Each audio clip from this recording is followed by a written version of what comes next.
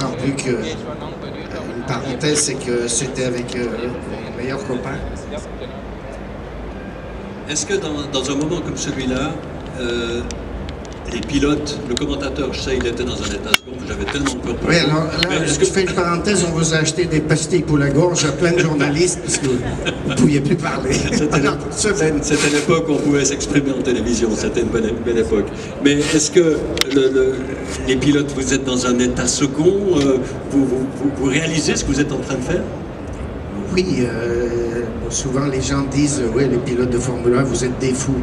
Je crois pas, je crois qu'il y a une communication d'abord entre le team, la passion de conduire, moi la passion aussi de la technologie à ces niveaux-là. Et puis je crois que c'est un contexte, et puis je pense que ça s'est fait parce que Gilles était mon meilleur pote en Formule 1. Donc on avait un respect déjà. Moi je l'appelais pas le pilote, je l'appelais l'acrobate. Parce que Gilles était toujours sur un fil. Quand ça penchait un peu trop à gauche, il redressait, mais des moments, on se demandait comment il redressait, tellement l'angle, il était important. Et puis, il y arrivait toujours. J'ai des anecdotes avec lui.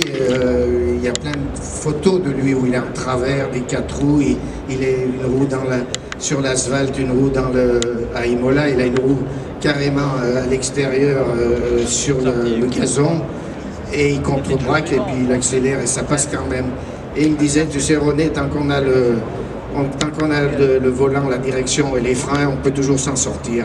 Et ça, c'était lui. Et donc, moi, je l'appréciais beaucoup. Souvent, il me disait chez Ferrari, viens, on va manger les pâtes. Puis le lendemain, on mangeait la cuisine française chez Renault. Donc, ce qui fait que il s'est créé vraiment une belle amitié et puis un respect. Alors, je crois que même dans ce duel, il y avait un respect. C'est-à-dire, le respect, c'est que moi, je savais, quand on a les roues encastrées en F1, tu connais le danger qui s'en représente. Si on se décale un peu trop, c'est le décollage immédiat. Et donc, je savais dans la voiture, je dis, il va absolument pas me lâcher 1 centimètre, et il savait que je ferais pareil.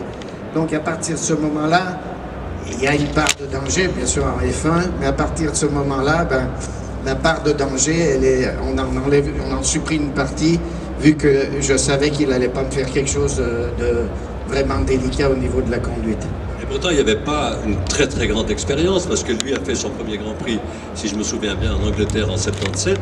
Toi, c'était en Belgique en 78, donc ça c'est l'année suivante. Il faut peut-être rappeler une chose dans la carrière de René Arnoux, c'est qu'il a fait 149 Grands Prix, ce qui est tout de même beaucoup, sur Renault de 79 à 82, sur Ferrari de 83 à 85, puis sur Ligier de 86 à 89, avec au bilan 18 pole positions, 7 victoires, 4 sur Renault, 3 sur Ferrari, et 22 podiums et 12 meilleurs tours.